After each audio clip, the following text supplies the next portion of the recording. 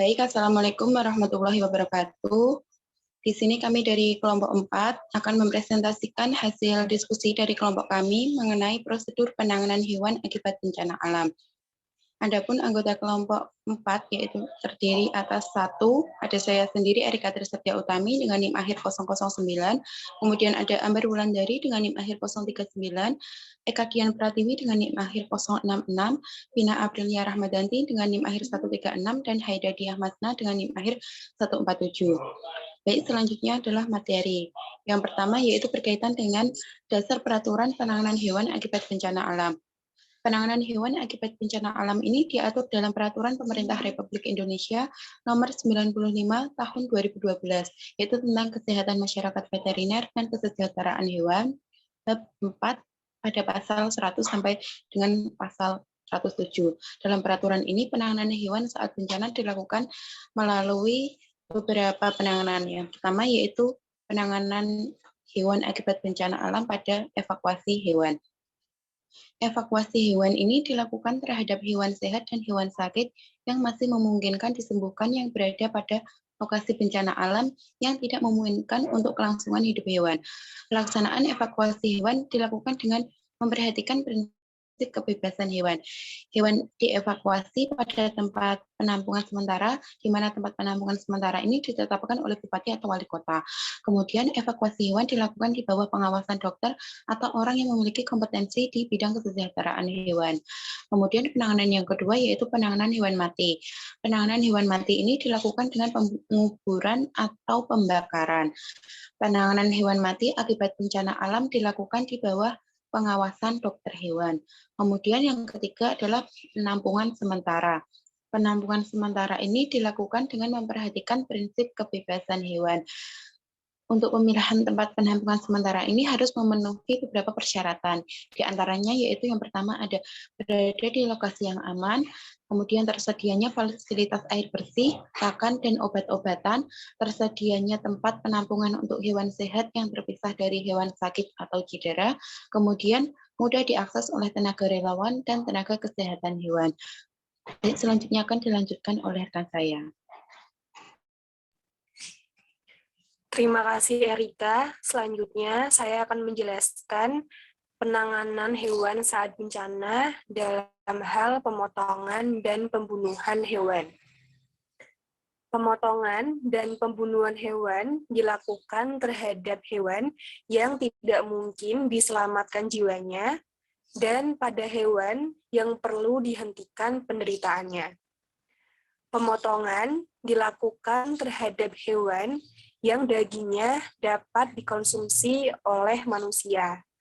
Sedangkan pembunuhan hewan dilakukan terhadap hewan yang dagingnya tidak dapat dikonsumsi. Pemotongan dan pembunuhan hewan ini tentunya harus diawasi oleh dokter hewan. Lalu ada penanganan dalam hal pengendalian hewan sumber penyakit dan vektor. Pengendalian hewan yang dapat menjadi sumber penyakit dan vektor harus dilakukan di lokasi bencana dan di wilayah sekitar yang terkena dampak. Pengendalian ini dilakukan dengan cara menerapkan sanitasi lingkungan dan pemusnahan vektor.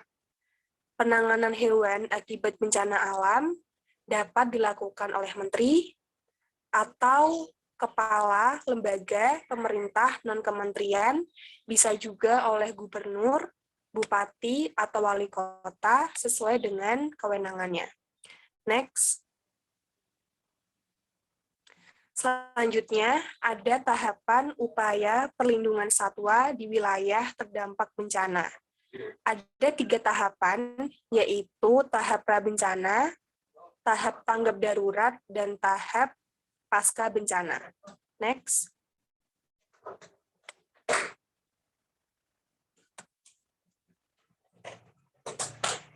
Next. Yang pertama, ada tahap prabencana.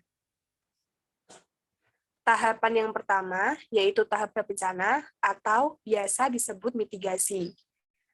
Pada tahap ini, pemerintah harus mengidentifikasi, lalu memprioritaskan ancaman, bahaya, dan kerentanan, yang mana hasil identifikasi ini untuk menentukan respon strategis pada tahap tanggap darurat dan pasca bencana.